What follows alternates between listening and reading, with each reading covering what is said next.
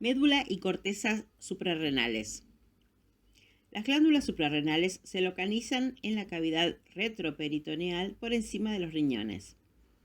En realidad, son dos glándulas separadas, la médula suprarrenal y la corteza suprarrenal, cuyas secreciones son esenciales para la vida. Con la correspondiente corrección por peso, estas glándulas se encuentran entre los órganos que más sangre reciben del organismo. La médula suprarrenal, que es la zona interna de la glándula, comprende aproximadamente el 20% del tejido. Es de origen neuroectodérmico y secreta las catecolaminas adrenalina y noradrenalina. Ver capítulo 2. La corteza suprarrenal, que es la zona externa de la glándula, tiene un origen mesodérmico y tres capas distintas. Comprende el 80% del tejido suprarrenal y secreta hormonas esteroideas córtico-suprarrenales. La corteza suprarrenal se diferencia hacia la 8ª semana de la gestación y es responsable de la producción de esteroides suprarrenales fetales durante la vida intrauterina. Ver capítulo 10. Poco después del nacimiento, la corteza suprarrenal fetal comienza a involucionar. En último término desaparece y es sustituida por la corteza suprarrenal del adulto, que tiene tres capas. Síntesis de hormonas esteroideas córtico-suprarrenales. La corteza suprarrenal secreta tres clases de hormonas esteroideas: los glucocorticoides, los mineralocorticoides y los andrógenos. La figura 9.21 muestra las tres capas de la corteza suprarrenal en relación con la médula suprarrenal. La zona más interna de la corteza, denominada zona reticular, y la zona media y más amplia, denominada zona fasciculada, sintetizan glucocorticoides y andrógenos suprarrenales. La zona más externa, denominada zona glomerular, secreta mineralocorticoides. Estructura de los esteroides suprarrenales. Las estructuras de los principales esteroides de las glándulas suprarrenales se muestran en la figura 9.22, que debe utilizarse como referencia en todo este apartado. Todos los esteroides de la corteza suprarrenal son modificaciones químicas de un núcleo esteroide básico que se ilustra en la estructura del colesterol. El núcleo básico es un esqueleto carbonado con carbonos numerados del 1 al 21 con 4 anillos etiquetados A, B, C y D. Por consiguiente, el colesterol es un esteroide de 21 átomos de carbono. Los glucocorticoides, representados por el cortisol, tienen un grupo cetona en el carbono 3, C3, y grupos hidroxilo en las posiciones C11 y C21. Los mineralocorticoides, representados por la aldosterona, tienen un oxígeno de doble enlace en el carbono 18. Los andrógenos, representados en la corteza suprarrenal por la deshidropiandosterona, DHEA, y la androstendiona, tienen un oxígeno de doble enlace en el carbono 17. Los andrógenos no tienen la cadena lateral C20-21 que está presente en los glucocorticoides y mineralocorticoides. Otro andrógeno, la testosterona, que no se muestra en la figura 9.22, se produce principalmente en los testículos. Los estrógenos, que no se muestran, que presentan el anillo A aromatizado y carecen de carbono 19, se producen principalmente en los ovarios. En resumen, el colesterol, la progesterona, los glucocorticoides y los mineralocorticoides son esteroides de 21 átomos de carbono. Los andrógenos son esteroides de 19 átomos de carbono y los estrógenos, producidos principalmente en los ovarios, son esteroides de 18 átomos de carbono. La figura 9.21 muestra las secreciones de la médula y de la corteza suprarrenales. Las zonas fasciculada y reticular segregan glucocorticoides y andrógenos. La zona glomerulosa segrega mineralocorticoides. Vías biosintéticas de la corteza suprarrenal. La figura 9.23 es una representación esquemática de las vías biosintéticas de los esteroides córtico suprarrenales. Como se ha señalado antes, las capas de la corteza suprarrenal están especializadas en sintetizar y secretar hormonas esteroideas, glucocorticoides y andrógenos o mineralocorticoides. La base de esta especialización es la presencia o la ausencia de las enzimas que catalizan las distintas modificaciones del núcleo esteroide. Por ejemplo, las zonas reticular y fasciculada producen esteroides androgénicos que contienen 17,20 liasa. Por otra parte, la zona glomerular produce aldosterona porque contiene aldosterona sintasa. El precursor de todos los esteroides córticos suprarrenales es el colesterol. La mayor parte del colesterol que llega a la corteza suprarrenal procede de la circulación sanguínea y pequeñas cantidades son sintetizadas de nuevo en el interior de las células corticales suprarrenales. El colesterol circula unido a las lipoproteínas de baja densidad. Hay receptores para estas lipoproteínas en las membranas de las células córticos suprarrenales. El complejo lipoproteína-colesterol se une y es transferido al interior de la célula por endocitosis. En el interior de las células, el colesterol es esterificado y almacenado en vesículas citoplasmáticas hasta que se necesita para la síntesis de hormonas esteroideas. Las enzimas que catalizan la conversión del colesterol a hormonas esteroideas activas requieren citocromo P450, oxígeno molecular y NADPH que sirve como donante de hidrógeno para las etapas de reducción. Una enzima flavoproteínica denominada adrenoxina reductasa y una proteína que contiene hierro denominada adrenoxina son intermediarios en la transferencia de hidrógeno desde el NADPH a las enzimas del citocromo 450. Con fines ilustrativos, en la figura 9.23 se muestran todas las vías biosintéticas de la corteza suprarrenal. Recuérdese, no obstante, que todas las capas de la corteza suprarrenal contienen todas las etapas de la vía. Cada capa tiene una porción de la vía necesaria para producir sus hormonas principales, es decir, glucocorticoides y andrógenos o mineralocorticoides. La primera etapa de cada vía es catalizada por la colesterol desmolasa. En esta etapa, la cadena lateral larga del colesterol es estimulada, es decir, que la cadena lateral se escinde y el colesterol se convierte en pregnenolona. Así, todas las capas de la corteza suprarrenal contienen colesterol desmolasa. Esta es la enzima limitante de la velocidad sintética en la vía y es estimulada por la ACTH o la hormona adrenocorticotropa. Ver comentarios más amplios sobre la regulación de la secreción del cortisol. A continuación se detallan las vías para la síntesis de cortisol, la aldosterona, la DHEA y la androstendiona. Glucocorticoides. Cortisol. El principal glucocorticoide producido en los humanos es el cortisol, hidrocortisona, que se sintetiza en la zona fasciculada o reticular. Así, la zona fasciculada contiene todas las enzimas requeridas para convertir el colesterol en cortisol. Colesterol desmolasa, que convierte el colesterol a pregnenolona, 17-alfa-hidroxilasa, que hidroxila la pregnenolona para formar 17-hidroxipregnenolona, 3-beta-hidroxiesteroide deshidrogenasa, que convierte la 17-dihidroxipregnenolona en 17-dihidroxiprogesterona y 21-beta-hidroxilasa y 11-beta-hidroxilasa que hidroxilan el carbono 11 y el carbono 21 para producir el producto final o cortisol. Es interesante señalar que algunas etapas de la vía biosintética del cortisol pueden producirse en un orden diferente. Por ejemplo, puede producirse la hidroxilación del carbono 17 antes o después de la acción de la 3-beta-hidroxiesteroide deshidrogenasa.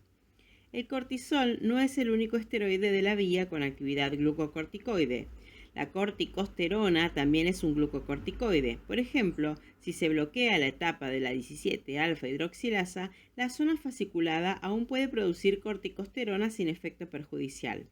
Así, el cortisol no es abundantemente necesario para mantener la vida mientras se siga sintetizando corticosterona. Los bloqueos en las etapas de la colesterol desmolasa, 3-beta hidroxiesteroide deshidrogenasa, 21-beta hidroxilasa y 11-beta hidroxilasa son devastadores porque previenen la producción de cortisol y de corticosterona. En estos casos, sin un tratamiento de reposición hormonal apropiado, se producirá la muerte del individuo. La metilrapona y el ketoconazol son fármacos que inhiben la biosíntesis de glucocorticoides. La metilrapona inhibe la 11-beta hidroxilasa, la última etapa de la síntesis del cortisol. El ketoconazol inhibe varias etapas en la vía, incluida la colesterol desmolasa, la primera etapa. Andrógenos suprarrenales, DHEA y androstendiona. La DHEA y la androstendiona son esteroides androgénicos producidos por las zonas fasciculadas reticular. La actividad androgénica de estos compuestos es débil, pero en los testículos se convierten en testosterona, un andrógeno más potente. Los precursores de los andrógenos suprarrenales son la 17-hidroxipregnonolona y la 17-hidroxiprogesterona, que se convierten en andrógenos al eliminarse la cadena lateral de carbono 20 y 21. En los varones, los andrógenos suprarrenales son de poca importancia. Los testículos producen su propia testosterona a partir del colesterol y no necesitan de los precursores suprarrenales. Ver capítulo 10. Pero en las mujeres, la corteza suprarrenal es la principal fuente de compuestos androgénicos. Los andrógenos suprarrenales tienen un grupo cetona en el carbón 17 que los distingue del cortisol, la aldosterona y la testosterona. El cortisol y la aldosterona tienen cadenas laterales en el carbono 17. La testosterona tiene un grupo hidroxilo en el carbono 17. Así pues, los principales andrógenos suprarrenales se llaman 17-cetosteroides y se pueden medir en la orina. La zona fasciculada reticular también produce pequeñas cantidades de testosterona y de 17-beta-estradiol. Si bien las fuentes más importantes de estas hormonas son los testículos y los ovarios, respectivamente. Ver capítulo 10. Mineralocorticoides. Aldosterona. El principal mineralocorticoide del organismo es la aldosterona, que es sintetizada solo en la zona glomerular. Las etapas requeridas para convertir el colesterol en corticosterona son idénticas a las de la zona fasciculada y la adición de aldosterona sintasa en la zona glomerular convierte la corticosterona en aldosterona. La zona glomerular no produce glucocorticoides por dos razones. 1. La corticosterona, un glucocorticoide, es convertido a aldosterona porque en esta zona contiene aldosterona sintasa. Y 2. La zona glomerular carece de la 17-alfa-hidroxilasa y por tanto es incapaz de producir cortisol a partir de la progesterona. La aldosterona no es el único esteroide con actividad mineralocorticoide. La 11-desoxicorticosterona o DOC, TOC, y la corticosterona tienen también actividad mineralocorticoide. Así, si la vía mineralocorticoide está bloqueada por debajo del nivel de la DOC, por ejemplo, por la ausencia de 11-beta-hidroxilasa o de aldosterona sintasa, se continuarán produciendo mineralocorticoides. Sin embargo, si la vía queda bloqueada por encima del nivel de la DOC, por ejemplo, en la ausencia de 21-beta-hidroxilasa, no se producirán mineralocorticoides. La figura 9.23 muestra las vías biosintéticas de los mineralocorticoides, los glucocorticoides y los andrógenos de la corteza suprarrenal. Los principales productos de secreción de la corteza suprarrenal se muestran en los recuadros de colores. Regulación de la secreción de esteroides corticosuprarrenales. Como se ha comentado antes, la síntesis y la secreción de hormonas esteroideas por la corteza suprarrenal depende de la estimulación de la colesterol desmolasa, la primera etapa, por la ACTH u hormona adrenocorticotropa. En ausencia de ACTH, cesa la biosíntesis de hormonas esteroideas córticos suprarrenales. En consecuencia, surgen dos preguntas. ¿Qué regula la secreción de ACTH? ¿Qué factores reguladores especiales controlan las funciones de las zonas reticular, fasciculada y glomerular? Las zonas fasciculada / reticular, que secretan principalmente glucocorticoides, se hallan bajo el exclusivo control del eje hipotalámico hipofisario. La hormona hipotalámica es la hormona liberadora de corticotropina, CRH, y la hormona de la hipófisis anterior es la ACTH. La zona glomerular, que secreta mineralocorticoides, depende de la ACTH, hormona adrenocorticotropa, para la primera etapa de la biosíntesis de esteroides, pero de otro modo está controlada por el sistema de renina, angiotensina, aldosterona. Se comentará en conjunto el control de las zonas fasciculadas y reticular y aparte el control de la zona glomerular. Regulación de la secreción de glucocorticoides y andrógenos suprarrenales. Una característica impresionante de la regulación de la secreción de cortisol es su naturaleza pulsátil y su patrón circadiano diario. Ver figura 9.24. El perfil diario de las concentraciones de cortisol en sangre se caracteriza por un promedio de 10 picos secretores durante un periodo de 24 horas. Las menores tasas de secreción se producen durante las horas del anochecer e inmediatamente después de quedarse dormido, por ejemplo a la medianoche, y las mayores tasas de secreción se producen inmediatamente antes de despertarse por las mañanas, por ejemplo a las 8 horas de la mañana. El principal pico de secreción de cortisol antes de despertarse da cuenta de la mitad de la secreción diaria total de cortisol. Otros esteroides suprarrenales, como por ejemplo los andrógenos suprarrenales, son secretados con unos patrones de picos circadianos similares. La secreción de CRH y ACTH muestran también los mismos patrones circadianos. De hecho, el patrón circadiano de la secreción de CRH, que es la hormona liberadora de corticotropina, muestra también los mismos patrones circadianos. De hecho, el patrón circadiano de la secreción de CRH estimula el patrón circadiano de secreción de ACTH, que dirige el patrón circadiano de la secreción de hormonas esteroides. La secreción de glucocorticoides por la zona fasciculada / reticular está regulada exclusivamente por el eje hipotalámico hipoficiario. Ver figura 9.25. La CRH es secretada por el hipotálamo y actúa sobre las células corticotrofas de la hipófisis anterior para producir la secreción de ACTH. A su vez, la ACTH actúa sobre las células de la corteza suprarrenal para estimular la síntesis y la secreción de hormonas córtico-suprarrenales. La CRH es un polipéptido que contiene 41 aminoácidos. Es secretada por las células de los núcleos paraventriculares del hipotálamo. Al igual que otras hormonas hipotalámicas que actúan sobre la adenohipófisis, la CRH viaja hasta la hipófisis en la sangre portal hipotalámico-hipofisaria. En el lóbulo anterior actúa sobre las células corticotrofas mediante un mecanismo de adenilciclasa / AMP cíclico para provocar la secreción de ACTH al torrente circulatorio. Las células secretoras de CRH del hipotálamo están controladas por centros superiores en el sistema nervioso central. Estos centros superiores cumplen dos funciones. 1. Dirigen el patrón circadiano y pulsátil de la secreción de CRH mencionado anteriormente. Este reloj interno que impulsa el patrón circadiano se puede cambiar alterando el ciclo sueño-vigilia, como por ejemplo variando la hora de irse a dormir y despertar. El patrón circadiano desaparece con el coma, la ceguera o la exposición constante a la luz o a la oscuridad. 2. Coordina las respuestas a los factores estresantes fisiológicos y psicológicos. El estrés aumenta la amplitud de los picos secretores de CRH. La figura 9.24 muestra el patrón circadiano de la secreción de cortisol. Y la figura 9.25 muestra la regulación de la secreción del cortisol y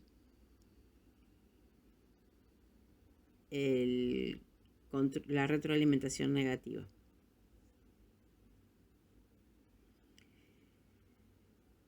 La ACTH, la hormona de la adenohipófisis, tiene varios efectos sobre la corteza suprarrenal. Los efectos inmediatos de la ACTH son estimular la transferencia de colesterol almacenado a las mitocondrias, estimular la unión del colesterol al citocromo P50 y activar la colesterol desmolasa. Los efectos de la ACTH a lo largo plazo incluyen la estimulación de la transcripción de los genes de citocromo P450 y la adrenodoxina, y una regulación por incremento de los receptores de ACTH. Los efectos crónicos de concentraciones elevadas de ACTH incluyen la hipertrofia y la hiperplasia de las células de la corteza suprarrenal mediadas por factores de crecimiento locales, por ejemplo, IGF-2. Como se ha comentado, la ACTH tiene un patrón secretor pulsátil y circadiano que gobierna un patrón paralelo de secreción de cortisol. El pico nocturno de ACTH, es decir, que precede al despertar, es gobernado a su vez por un pico de secreción de CRH. El cortisol ejerce una retroalimentación negativa en 3 puntos en el eje hipotalámico hipofisario. 1. El cortisol inhibe directamente la secreción de CRH del hipotálamo. 2. El cortisol inhibe indirectamente la secreción de CRH por efectos sobre las neuronas del hipocampo, que hacen sinapsis en el hipotálamo. 3. El cortisol inhibe la acción de la CRH sobre la hipófisis anterior, lo que da lugar a la inhibición de la secreción de ACTH. Así, la deficiencia crónica de cortisol lleva a la estimulación del eje CRH-ACTH y a un aumento de las concentraciones de ACTH. El exceso crónico de cortisol lleva a la inhibición o supresión del eje CRH-ACTH y a la disminución de las concentraciones de ACTH. La prueba de supresión con dexametasona se basa en los efectos de retroalimentación negativa del cortisol sobre el eje CRH-ACTH. La dexametasona es un glucocorticoide con todas las acciones del cortisol, incluido el efecto de retroalimentación negativa sobre la secreción de ACTH. Cuando se administra una dosis baja de dexametasona a una persona sana, inhibe o suprime la secreción de ACTH, al igual que hace el cortisol, el glucocorticoide natural. La menor concentración de ACTH causa entonces una menor secreción del cortisol que se determina en la prueba. El principal uso de la prueba de supresión con dexametasona es en las personas con hipercortisolismo, elevadas concentraciones de cortisol. Se utiliza la prueba para determinar si el hipercortisolismo se debe a un tumor secretor de ACTH o a un tumor secretor de cortisol de la corteza suprarrenal. Si la causa del hipercortisolismo es un tumor secretor de ACTH en la adenohipófisis, una dosis baja de dexametasona no suprime la secreción de cortisol, pero sí lo hace una dosis alta de dexametasona. La secreción de ACTH por el tumor es menos sensible a la retroalimentación negativa por los glucocorticoides que el tejido normal de la adenohipófisis. Si la causa del hipercortisolismo es un tumor de la corteza suprarrenal, ni las dosis bajas de dexametasona ni las altas suprimen la secreción de cortisol. La secreción por el tumor de cortisol es autónoma y no se afecta por los cambios de concentraciones de ACTH. Además, el control por retroalimentación negativo por el eje CRH-ACTH, otros factores alteran la secreción de ACTH y el cortisol. Ver tabla 9.10. Muchos de estos factores alteran la secreción de ACTH por los efectos de centros cerebrales superiores sobre el hipotálamo. Tabla 9.10. Factores que afectan a la secreción de ACTH. Los factores estimuladores son la disminución de las concentraciones de cortisol en sangre, la transición del sueño a la vigilia, el estrés, hipoglucemia, cirugía o traumatismo, trastornos psiquiátricos, ADH, u hormona antidiurética, agonistas alfa-adrenérgicos, antagonistas beta-adrenérgicos y serotonina. Y los factores inhibidores de la secreción de ACTH son el aumento de las concentraciones de cortisol en sangre, los opioides y la somatostatina. Regulación de la secreción de aldosterona. La regulación de la secreción de aldosterona por la zona glomerular es diferente a la regulación del cortisol y de los andrógenos suprarrenales. De modo natural, la ACTH sigue siendo esencial en este proceso porque estimula la colesterol desmolasa, la primera etapa de la vía biosintética. Así, la ACTH tiene un efecto tónico sobre la secreción de aldosterona. Al igual que las otras hormonas esteroideas suprarrenales, la aldosterona sigue un patrón circadiano, en el que las concentraciones más bajas se producen a medianoche y las mayores inmediatamente antes de despertarse. Sin embargo, la regulación primaria de la secreción de aldosterona se produce no por la ACTH, sino por los cambios en el volumen del LEC por medio del sistema renina-angiotensina 2-aldosterona y por cambios en la concentración de potasio en sangre. Renina-angiotensina 2-aldosterona. El principal control de la secreción de aldosterona en la zona glomerular se realiza mediante el sistema renina-angiotensina 2-aldosterona. El mediador de esta regulación es la angiotensina 2, que aumenta la síntesis y la secreción de aldosterona al estimular la colesterol desmolasa y la aldosterona sintasa, la primera y la última etapa de la vía. Ver figura 9.23. En la zona glomerular, la angiotensina 2 se une a los receptores AT1 que están acoplados a la fosfolipasa C por medio de proteínas GQ. De este modo, los segundos mensajeros para las acciones de la angiotensina 2 son el inositol IP3 y calcio. No me sale el nombre de IP3. El aumento de IP3/calcio provoca la despolarización de las membranas de las células de la zona glomerular. La despolarización abre los canales de calcio regulados por voltaje, lo que conduce a la entrada de calcio y a la estimulación de la síntesis de aldosterona en los pasos de colesterol desmolasa y aldosterona sintasa. En el capítulo 4 se describe la regulación del eje renina-angiotensina 2-aldosterona. En pocas palabras, una disminución en el volumen del LEC, por ejemplo, por hemorragia o por reducción del sodio, produce una disminución en la presión de la perfusión renal que aumenta la secreción de renina por las células yuxtaglomerulares del riñón. La enzima renina cataliza la conversión de angiotensinógeno a angiotensina 1, que es inactiva. La enzima convertidora de angiotensina o ECA cataliza la conversión de angiotensina 1 a angiotensina 2, que a continuación actúa sobre la zona glomerular para estimular la síntesis de aldosterona. A la luz del papel de la aldosterona en el mantenimiento del volumen del LEC, es lógico el control de la secreción de aldosterona por el sistema renina-angiotensina 2-aldosterona. Por ejemplo, las disminuciones en el volumen del LEC estimulan la secreción de aldosterona y esta estimula la reabsorción de sodio por el riñón para ayudar a restablecer el contenido de sodio en el LEC y su volumen. Concentración de potasio sérico. Otro factor que controla la secreción de aldosterona es la concentración sérica de potasio. El aumento de la concentración sérica de potasio incrementa la secreción de aldosterona y la disminución reduce la secreción de aldosterona. Por ejemplo, una mayor concentración sérica de potasio actúa sobre las células suprarrenales de la zona glomerular, despolarizándolas y abriendo los canales de calcio regulados por voltaje. Cuando se abren los canales del calcio, se produce la entrada de calcio y la estimulación de la colesterol desmolasa y la aldosterona sintasa para aumentar la secreción de aldosterona. A la vista de la importante función que desempeña la aldosterona en el mantenimiento del equilibrio del potasio, también es lógico el control de la secreción de aldosterona por la concentración sérica de potasio. Por ejemplo, los aumentos en la potasemia estimulan la secreción de aldosterona y esta aumenta la secreción de potasio por el riñón, con lo que una concentración de potasio sérico va reduciéndose hasta la normalidad.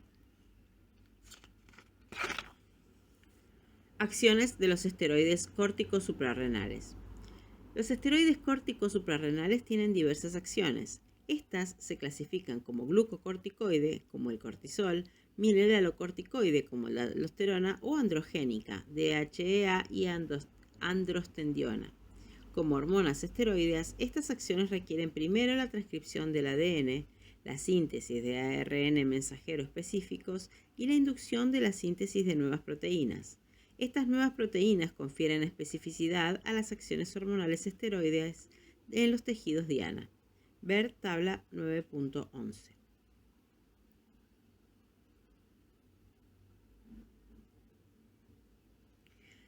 Tabla 9.11. Acciones de los esteroides córtico-suprarrenales. Acciones de los glucocorticoides. Aumentan la gluconeogénesis, aumentan la proteólisis, es de tipo catabólica, aumentan la lipólisis. Disminuyen la utilización de glucosa, disminuyen la sensibilidad a la insulina, inhiben la respuesta inflamatoria, suprimen la respuesta inmunitaria, aumentan la sensibilidad vascular a las catecolaminas, inhiben la formación de huesos, aumentan la filtración glomerular y disminuyen el sueño REM. Acciones de las mineralocorticoides. Aumentan la reabsorción de sodio, aumentan la secreción de potasio y aumentan la secreción de iones hidrógeno. Y las acciones de los andrógenos suprarrenales en mujeres estimulan el crecimiento del vello púbico y axilar y estimulan la libido. Y en los hombres tienen el mismo efecto que la testosterona. Acciones de los glucocorticoides. Los glucocorticoides son esenciales para la vida. Si se extirpa la corteza suprarrenal o si no funciona, se han de administrar glucocorticoides por vía exógena o de lo contrario el individuo morirá. Las acciones de los glucocorticoides, como por ejemplo el cortisol, son esenciales para la gluconeogénesis, la sensibilidad vascular de las catecolaminas, la supresión de las respuestas inflamatorias e inmunitarias y la modulación de la función del sistema nervioso central. Estimulación de la gluconeogénesis.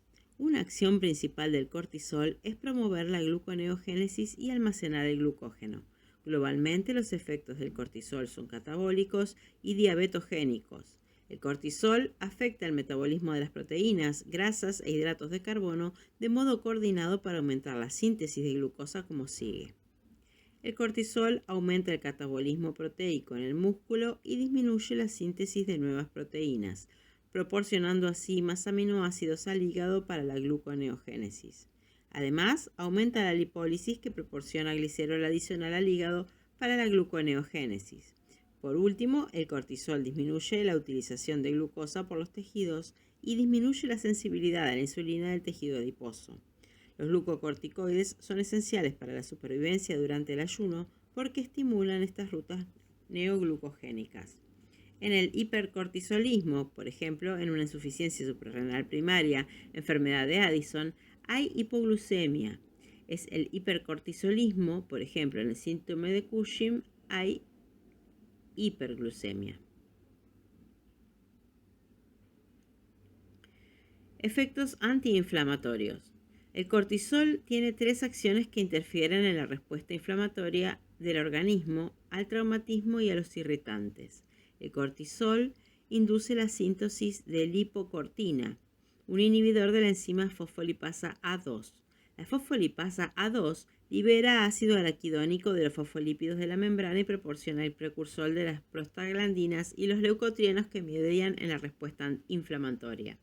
Por consiguiente, este componente del efecto antiinflamatorio del cortisol se basa en la inhibición de la síntesis del precursor de las prostaglandinas y leucotrienos.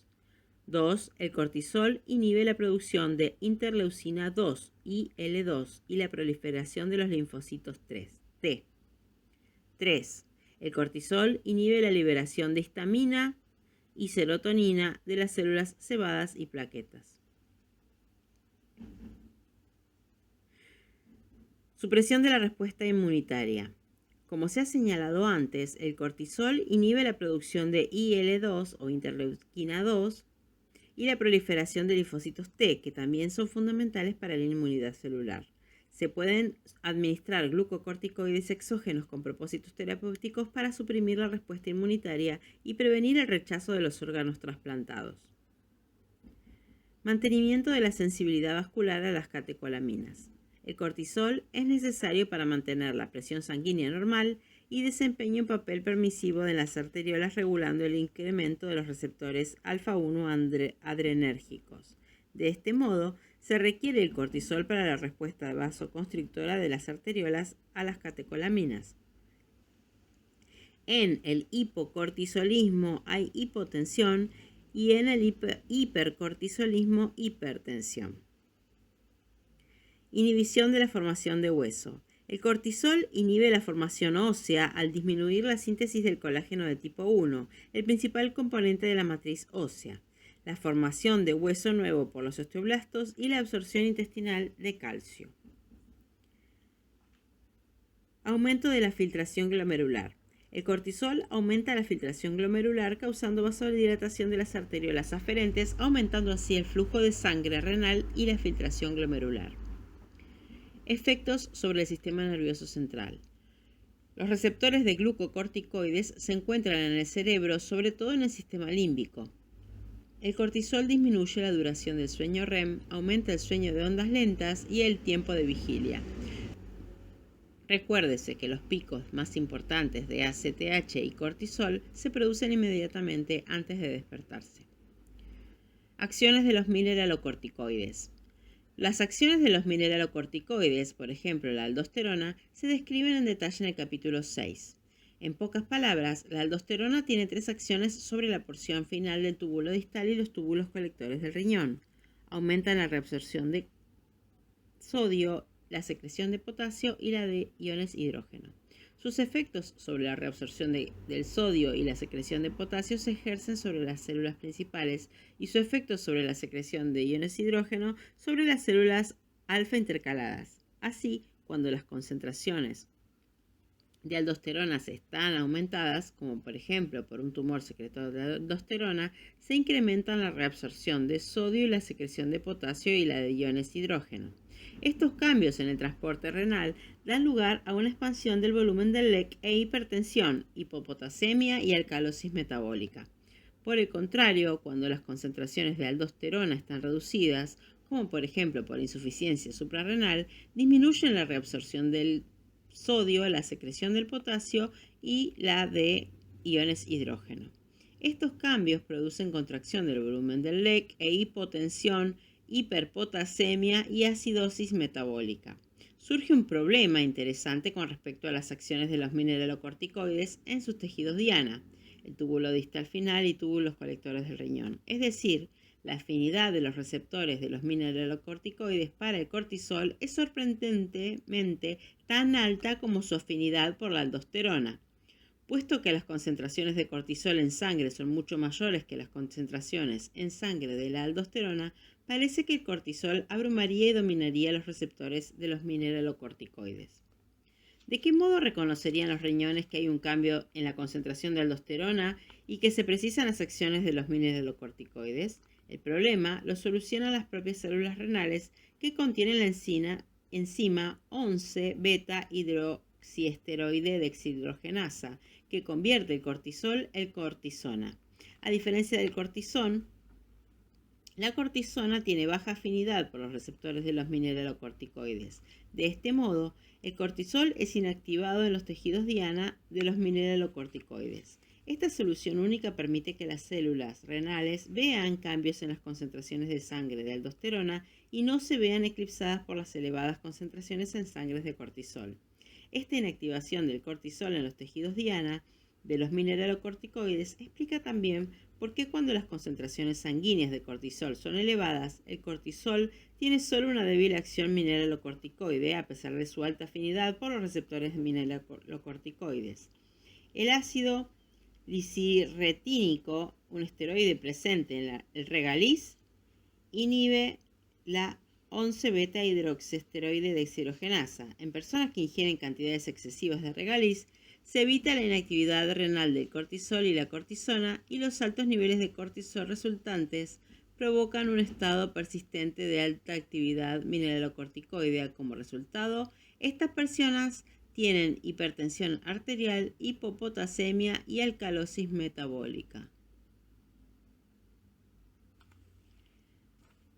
Acciones de los andrógenos suprarrenales. La corteza suprarrenal produce los compuestos androgénicos DHEA y androstendiona, que son convertidos a testosterona principalmente en los testículos. En los hombres los andrógenos desempeñan solo una pequeña función porque la síntesis de nuevo de testosterona a partir del colesterol en los testículos es muy superior a la síntesis a partir de los precursores androgénicos de las glándulas suprarrenales. Sin embargo, los andrógenos suprarrenales son los principales andrógenos en las mujeres y son responsables del desarrollo del vello púbico y axilar, así como de la libido. En afecciones como el síndrome androgenital, en el que aumentan la síntesis de andrógenos suprarrenales, las elevadas concentraciones de DHEA y androstendiona llevan a la masculinización en las mujeres, el rápido desarrollo del vello axilar y púbico y la supresión de la función gonadal, tanto en hombres como en mujeres. Igualmente, en los síndromes androgenitales hay un aumento de las concentraciones urinarias de 17 cetosteroides debido a una hiperproducción de andrógenos suprarrenales. Fisiopatología de la corteza suprarrenal. Los trastornos que afectan a la corteza suprarrenal se caracterizan por un exceso o una deficiencia de hormonas de la corteza suprarrenal. Al evaluar la fisiopatología de estos trastornos, es útil considerar los siguientes aspectos. 1. ¿Cuáles son los síntomas y los signos? ¿Están en línea con un exceso o con una deficiencia de una o más hormonas de la corteza suprarrenal? ¿Se pueden utilizar los efectos fisiológicos normales de cada una de las hormonas córtico-suprarrenales para predecir los efectos de un exceso o de una deficiencia hormonal? Ver tabla 9.11. donde se citan aquí algunos ejemplos. El cortisol promueve la gluconeogénesis y por consiguiente un exceso en las concentraciones de cortisol produce hiperglucemia. La deficiencia de cortisol produce hipoglucemia durante el ayuno. La aldosterona genera el aumento de la secreción de potasio por las células principales renales.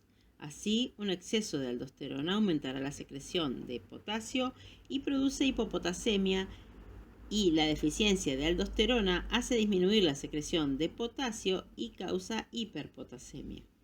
La aldosterona también produce un aumento de la reabsorción de sodio por las células principales. Así, un exceso de aldosterona produce expansión del volumen del LEC e hipertensión, y la deficiencia de aldosterona produce la contracción del volumen del LEC e hipotensión. Dado que los andrógenos suprarrenales tienen efectos similares a la testosterona, un exceso en su producción da lugar a masculinización en las mujeres, como por ejemplo el hirsutismo. Las deficiencias de andrógenos suprarrenales causan pérdida del vello púbico y axilar, así como disminución de la libido en las mujeres. 2. ¿Cuál es la etiología del trastorno? Los trastornos de la corteza suprarrenal pueden estar causados o por un defecto primario del eje hipotalámico hipofisario, o en caso de la aldosterona, el defecto puede localizarse en el eje renina-angiotensina 2. Por ejemplo, los síntomas compatibles con la hiperproducción de una hormona córtico suprarrenal, como por ejemplo en el hipercortisolismo, pueden estar causadas por un defecto primario en la corteza suprarrenal, o bien pueden estar causadas por un defecto primario en la adenohipófisis o en el hipotálamo, que después producen un efecto secundario en la corteza suprarrenal. Puede no deducirse la etiología del trastorno hasta que se determinen las concentraciones en sangre de CRH y ACTH y se evalúe la regulación por retroalimentación del eje CRH-ACTH. En relación con los trastornos causados por las deficiencias enzimáticas en la vía biosintética de las hormonas esteroideas, se puede visualizar la vía para predecir los efectos de un bloqueo de una enzima dada. Ver figura 9.23. Por ejemplo, una mujer con masculinización tiene también síntomas compatibles con deficiencia de aldosterona. Por ejemplo, hiperpotasemia y deficiencia de cortisol. Por ejemplo, hipoglucemia. Esta constelación de síntomas sugiere que hay un bloqueo enzimático que impide la síntesis de todos los mineralocorticoides y de todos los glucocorticoides. Por ejemplo, una deficiencia en la 21-beta hidroxilasa. Debido al bloqueo, los productos intermedios esteroideos son desviados hacia la producción de andrógenos y el aumento de las concentraciones de andrógenos suprarrenales produce masculinización. Para comprender la fisiopatología de la corteza suprarrenal, se puede utilizar la vía biosintética de la figura 9.23 en combinación con las acciones de las hormonas esteroideas enumeradas en la tabla 9.11. En la tabla 9.12 se resumen las características de cada uno de los trastornos. Enfermedad de Addison. La enfermedad de Addison o insuficiencia suprarrenal primaria está causada habitualmente por la destrucción autoinmunitaria de todas las zonas de la corteza suprarrenal. Ver cuadro 9.2. En esta enfermedad hay una disminución de la síntesis de todas las hormonas córtico-suprarrenales, lo que da lugar a la disminución de las concentraciones en sangre de cortisol, aldosterona y andrógenos suprarrenales. Los síntomas de la enfermedad de Addison pueden ser anticipados a tenor de los efectos fisiológicos conocidos de estas hormonas. La pérdida de glucocorticoides, cortisol, produce hipoglucemia, anorexia, pérdida de peso, náuseas, vómitos y debilidad. La pérdida de mineralocorticoides, por ejemplo la aldosterona, produce hiperpotasemia, acidosis metabólica e hipotensión por disminución del volumen del LEC. En las mujeres, la pérdida de andrógenos suprarrenales como DHEA y androstendiona da lugar a la disminución del vello púbico y axilar y a una libido disminuida. La enfermedad de Addison se caracteriza también por hiperpigmentación de la piel, sobre todo de los codos, las rodillas, los lechos unguiales, los pezones, las areolas y las cicatrices recientes. La hiperpigmentación es el resultado del aumento de las concentraciones de ACTH que contienen el fragmento alfa-MACH o la hormona estimuladora de MSH es la de melanina. Por consiguiente, la hiperpigmentación aporta un indicio importante de la etiología de la enfermedad de Addison. Las concentraciones de ACTH han de estar elevadas, no bajas, y la causa de hipercortisolismo no ha de ser un defecto primario de la secreción de ACTH a partir de la adenohipófisis. Más bien, el hipercortisolismo de la enfermedad de Addison ha de ser un defecto primario de la propia corteza suprarrenal, es decir, insuficiencia suprarrenal primaria. Con unas concentraciones de cortisol bajas que producen una mayor secreción de ACTH por retroalimentación negativa. Ver figura 9.25. El tratamiento de la enfermedad de Addison incluye reposición con glucocorticoides y mineralocorticoides. Insuficiencia suprarrenal secundaria. Las afecciones de insuficiencia suprarrenal secundaria aparecen cuando hay una CRH insuficiente o infrecuente o ACTH insuficiente como consecuencia de la incapacidad de las corticotrofas de la adenohipófisis para secretar ACTH. En cualquier caso, hay una disminución de ACTH que luego disminuye la secreción de cortisol por la corteza suprarrenal. La deficiencia de cortisol produce entonces muchos de los síntomas que aparecen en la insuficiencia suprarrenal primaria, por ejemplo, la hipoglucemia. Sin embargo, hay varias distinciones entre la insuficiencia suprarrenal primaria y secundaria. 1. En la insuficiencia suprarrenal secundaria, las concentraciones de ACTH son bajas, no altas. 2. En la insuficiencia suprarrenal secundaria, las concentraciones de aldosterona suelen ser normales porque la síntesis de aldosterona por la zona glomerular requiere solo unas concentraciones tónicas de ACTH. Las concentraciones de aldosterona son normales, no hay hiperpotasemia, acidosis metabólica ni contracción del LEC. 3. En la insuficiencia suprarrenal secundaria no se produce hiperpigmentación porque las concentraciones de ACTH que contienen el fragmento alfa-MSH son bajas, no altas como ocurre en la enfermedad de Addison. Síndrome de Cushing.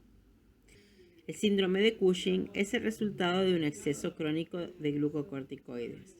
Puede estar causado por una hiperproducción espontánea de cortisol por la corteza suprarrenal o por la administración de dosis farmacológicas de glucocorticoides exógenas. La enfermedad de Cushing es una entidad distinta caracterizada también por un exceso de glucocorticoides cuya causa es la hipersecreción de ACTH a partir de un adenoma hipoficiario, lo que hace que la corteza suprarrenal secrete un exceso de cortisol. Los síntomas del síndrome de la enfermedad de Cushing son el resultado de una cantidad excesiva de glucocorticoides y de andrógenos de origen suprarrenal. El exceso de cortisol provoca hiperglucemia, aumento de proteólisis y pérdida muscular, aumento de la lipólisis, extremidades delgadas, obesidad central, cara redondeada, grasa supraclavicular, jiba de búfalo, mala cicatrización de las heridas, osteoporosis y estrías causada por pérdida del tejido conjuntivo. Se produce hipertensión porque el cortisol tiene una débil actividad mineralocorticoide y porque el cortisol aumenta la sensibilidad de las arteriolas a las catecolaminas por medio de una regulación por aumento de receptores alfa-1.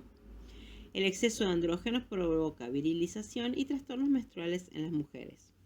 El síndrome y la enfermedad de Cushing muestran características clínicas similares, pero difieren en las concentraciones en sangre de ACTH. En el síndrome de Cushing, el defecto primario radica en la corteza suprarrenal que produce un exceso de cortisol. En consecuencia, las concentraciones de ACTH son bajas porque las elevadas concentraciones de cortisol retroalimentan la adenohipófisis e inhiben la secreción de ACTH. En la enfermedad de Cushing, el defecto primario se localiza en la adenohipófisis que produce un exceso de ACTH. Las concentraciones de ACTH son altas, tal como se ha descrito. La prueba de supresión con dexametasona, en la que se administra un glucocorticoide sintético, puede diferenciar entre ambos trastornos. En el síndrome de Cushing, el defecto suprarrenal primario con el eje CRH-ACTH normal. La secreción de cortisol no se suprime por la dexametasona a dosis bajas o altas porque el tumor suprarrenal funciona de modo autónomo. En la enfermedad de Cushing, las secreciones de ACTH y cortisol quedan suprimidas por la dexametasona a dosis elevada, pero no por la dexametasona en dosis bajas. El tratamiento del síndrome de Cushing incluye la administración de fármacos como el ketoconazol y la metilapona, que bloquean la biosíntesis de hormonas esteroideas. Si el tratamiento farmacológico se muestra ineficaz, puede requerirse una suprarrenalectomía bilateral junto con la reposición con hormonas esteroideas.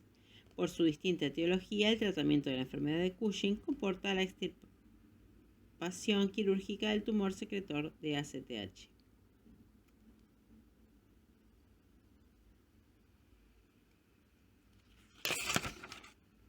Síndrome de Cohn.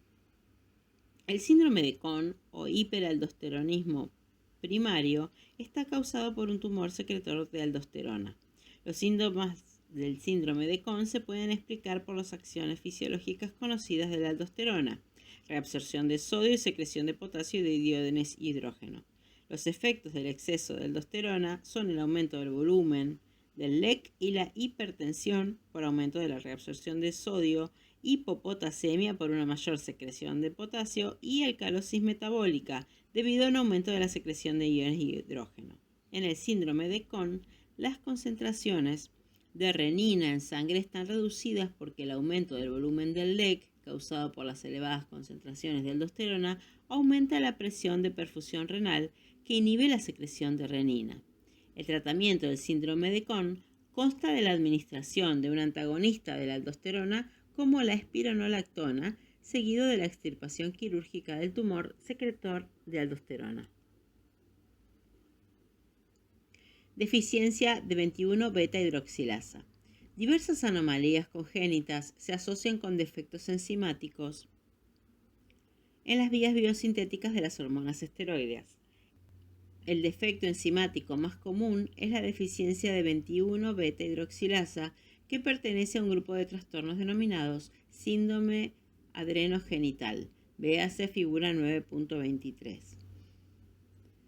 Para comprender las consecuencias de esta deficiencia enzimática, sin 21-beta-hidroxilasa, la corteza suprarrenal es incapaz de convertir la progesterona en DOC o de convertir la 17-hidroxiprogesterona en 11-desoxicortisol. En otras palabras, la corteza suprarrenal no sintetiza mineralocorticoides ni glucocorticoides, lo que da lugar a unos síntomas predecibles, tal como se ha comentado antes. Se acumulan los productos intermedios esteroideos por encima del bloqueo enzimático y son derivados a la producción de andrógenos suprarrenales, DHEA y androstendiona, que causan virilización en las mujeres. Las concentraciones urinarias de 17 cetosteroides aumentan. Si el defecto está presente en el útero en un feto femenino, el exceso de andrógenos provoca la masculinización de los genitales externos, con un clítoris parecido a un pene y unos labios a modos de escroto. Si no se trata en la infancia, el exceso de andrógenos causa una aceleración del crecimiento longitudinal, aparición temprana de vello púbico axilar y supresión de la función gonadal. Las concentraciones de ACTH estarán elevadas por la retroalimentación negativa sobre la adenohipófisis por las bajas concentraciones de cortisol, y estas altas concentraciones de ACTH tendrán un efecto trófico sobre la corteza suprarrenal y producirán hiperplasia corticosuprarrenal. Por ello, otra denominación de este grupo de trastornos es hiperplasia suprarrenal congénita. El tratamiento de la deficiencia en 21-beta-hidroxilasa consiste en la reposición de glucocorticoides y mineralocorticoides. Deficiencia de 17-alfa-hidroxilasa. Una anomalía congénita menos frecuente en la vía biosintética de las hormonas esteroideas es la deficiencia de 17-alfa-hidroxilasa. Las consecuencias de este defecto difieren de las de la deficiencia de 21-beta-hidroxilasa. Si se examina la figura 923, se observará que sin 17-alfa-hidroxilasa, la pregnenolona no puede convertirse en 17-hidroxipregnenolona y la progesterona no puede ser convertida en 17-dihidroxiprogesterona. Como consecuencia, no se producirán glucocorticoides ni andrógenos suprarrenales por la corteza suprarrenal. La ausencia de cortisol producirá unos efectos predecibles, como por ejemplo hipoglucemia, y la ausencia de andrógenos suprarrenales dará lugar a la falta de vello púbico y axilar en las mujeres. En este trastorno se acumulan productos intermedios esteroideos a la izquierda del bloqueo enzimático que se desviarán hacia la síntesis de mineralocorticoides. Habrá un exceso de producción de DOC y de corticosterona, ambas con actividad mineralocorticoide. Las elevadas concentraciones resultantes de mineralocorticoides causarán hipertensión, hipopotasemia y alcalosis metabólica. Es interesante señalar que las concentraciones de la propia aldosterona se encuentran en realidad reducidas en la deficiencia de 17-alfa-hidroxilasa. ¿Por qué ocurre esto si los productos intermedios esteroideos son desviados hacia la producción de mineralocorticoides? La respuesta está en la regulación por retroalimentación del sistema renina-angiotensina 2-aldosterona. Las elevadas concentraciones de DOC y corticosterona causan síntomas de exceso de mineralocorticoides, hipertensión, alcalosis metabólica e hipopotasemia. La hipertensión inhibe la secreción de renina, lo que lleva a una disminución de las concentraciones de angiotensina 2 y de aldosterona. La hipopotasemia inhibe también la secreción de aldosterona directamente. Tabla 9.12. Fisiopatología de la corteza suprarrenal. Enfermedad. Enfermedad de Addison o insuficiencia córtico-suprarrenal primaria tiene las manifestaciones clínicas de hipoglucemia, anorexia, pérdida de peso, náuseas y vómitos, debilidad, hipotensión, hiperpotasemia, acidosis metabólica, disminución del vello púbico y axilar en las mujeres e hiperpigmentación. Las concentraciones de ACTH están en aumento por el efecto de retroalimentación negativo de la disminución de cortisol, y el tratamiento es la reposición de glucocorticoides y mineralocorticoides. La enfermedad, el síndrome de Cushing, como por ejemplo la hiperplasia suprarrenal primaria. Manifestaciones clínicas: hiperglucemia, atrofia muscular, obesidad central, cara redonda, grasa supraclavicular, jiba de búfalo, osteoporosis, estrías, virilización, trastornos menstruales en las mujeres e hipertensión. Las concentraciones de ACTH están disminuidas debido al efecto de retroalimentación negativa del aumento del cortisol, y el tratamiento corresponde al uso de ketoconazol y metirapona. En la enfermedad de Cushing, hay un exceso de ACTH, Las manifestaciones clínicas son iguales que las del síndrome de Cushing, pero en este caso las concentraciones de ACTH están aumentadas. El tratamiento es la extirpación quirúrgica del tumor secretor de ACTH.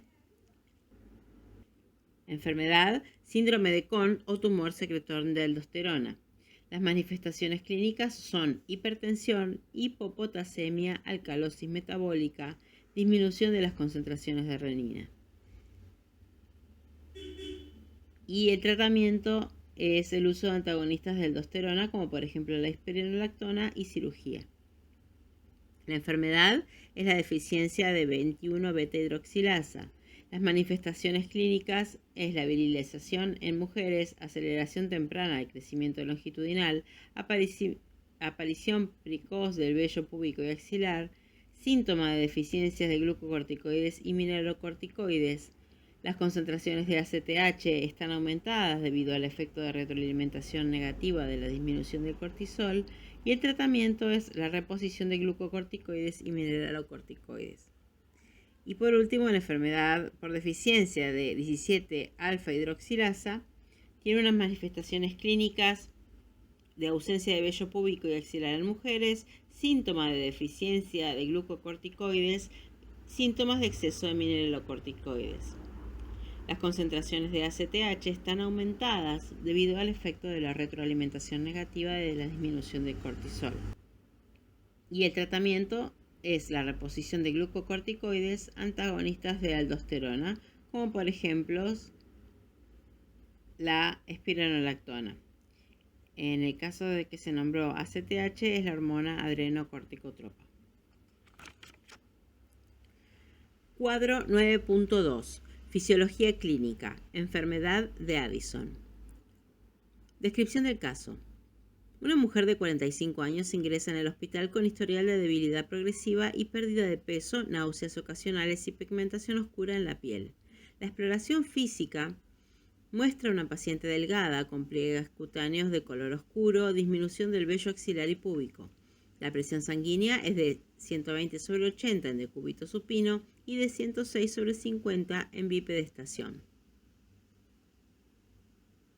Frecuencia del pulso de 100 latidos por minuto en decúbito supino y 120 latidos por minuto en bipedestación. Las pruebas de laboratorio proporcionaban los siguientes valores. En el suero, valores de sodio concentraciones de sodio de 120 miliequivalentes por litro, concentración de potasio 5,8 miliequivalentes por litro, concentración de bicarbonato de 20 miliequivalentes por litro y una osmolaridad de 254 miliosmoles por litro. En la orina, un aumento del sodio, una disminución del potasio, un aumento del pH y una osmolaridad de 450 miliosmoles por litro. Los gases en la sangre arterial son compatibles con acidosis metabólica. El nitrógeno ureico en la sangre, o BUN, y la creatinina sérica están aumentados. La glucemia es de baja a normal y se vuelve hipoglucémica durante el ayuno. Las concentraciones séricas de ACTH están elevadas. La prueba de estimulación con hormona adrenocorticotropa o ACTH muestra una respuesta plana de cortisol, es decir, la corteza suprarrenal no respondió a la ACTH. La mujer es tratada con cortisol 2 veces al día, a primera hora de la mañana y al atardecer, y con fludrocortisona, un mineralocorticoide sintético. Explicación del caso. La paciente tiene insuficiencia córtico-suprarrenal primaria o enfermedad de Addison, en la que están destruidas todas las capas de la corteza suprarrenal. Ninguna de las hormonas córtico-suprarrenales, glucocorticoides y mineralocorticoides y andrógenos suprarrenales se secreta en cantidades adecuadas. Las bajas concentraciones en sangre de cortisol por mecanismos de retroalimentación negativa provocan en consecuencia una mayor secreción de ACTH por el lóbulo anterior de la hipófisis.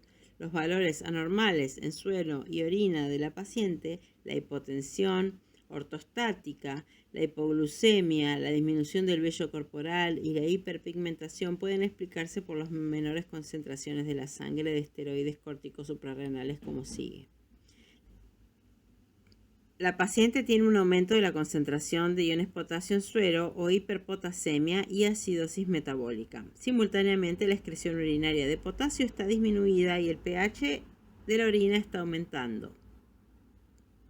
Estas alteraciones del potasio y del equilibrio ácido-básico están causadas por la pérdida de la hormona corticosuprarrenal aldosterona. Normalmente, la aldosterona estimula la secreción de potasio e iones hidrógeno en el túbulo distal renal y en el conducto colector. Por consiguiente, cuando hay deficiencia de aldosterona, el riñón secreta cantidades inadecuadas de potasio e iones hidrógeno o protones, elevando sus respectivas concentraciones en la sangre y causando hiperpotasemia y acidosis metabólica. En consecuencia, la excreción de potasio e hidrógeno en orina está reducida. Cuando la paciente cambia de posición de supino a bipedestación, la presión sanguínea disminuye y la frecuencia del pulso aumenta. La hipotensión ortostática, la disminución de la presión sanguínea en bipedestación, se explica por la deficiencia de aldosterona y de cortisol. Además de sus efectos sobre la secreción de potasio e iones hidrógeno, la aldosterona estimula la reabsorción renal de sodio. Cuando la aldosterona es deficiente, hay una reabsorción renal insuficiente de sodio, lo que da lugar a una disminución del contenido de sodio del organismo, disminución del volumen del líquido extracelular o LEC y del volumen de sangre y disminución de la presión arterial, especialmente en bipedestación. La falta de cortisol contribuye a la hipotensión al reducir la sensibilidad vascular a las catecolaminas. La mayor frecuencia del pulso en bipedestación representa la respuesta del reflejo vasoreceptor a esta disminución ortostática de la presión sanguínea.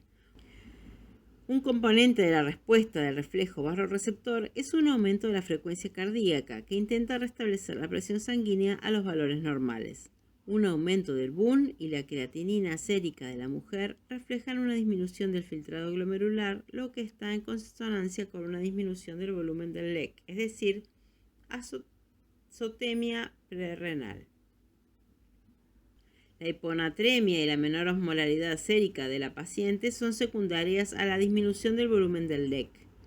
Cuando disminuye el volumen del LEC en un 10% o más, se ve estimulada la secreción de la hormona antidiurética o ADH. A continuación, la ADH circula hasta el riñón estimulando la reabsorción de agua, como se refleja por la orina hiperosmótica. El agua reabsorbida es añadida a los líquidos corporales y los diluye, como se refleja en las menores concentraciones de sodio y osmolaridad. La ADH secretada bajo estas condiciones hipovolémica es muy apropiada para el estado del volumen del paciente, pero es inapropiada para la osmolaridad sérica. La hipoglucemia, las náuseas, la pérdida de peso y la debilidad están causadas por una deficiencia de glucocorticoides. El menor contenido de sodio corporal y la disminución del volumen del LEC contribuyen también a la pérdida de peso porque un gran porcentaje de peso corporal es agua. La hiperpigmentación es consecuencia de la retroalimentación negativa sobre la hipófisis anterior por las bajas concentraciones de cortisol en la sangre. Las menores concentraciones de cortisol estimulan la secreción de ACTH que contienen el fragmento de alfa-MSH. Cuando las concentraciones de ACTH en sangre son elevadas, como las de la enfermedad de Addison, el componente alfa-MSH de la molécula produce un oscurecimiento de la pigmentación cutánea.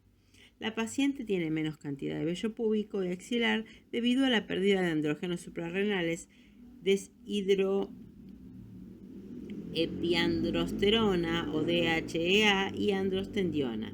En las mujeres, los andrógenos suprarrenales son la principal fuente de andrógenos. Tratamiento.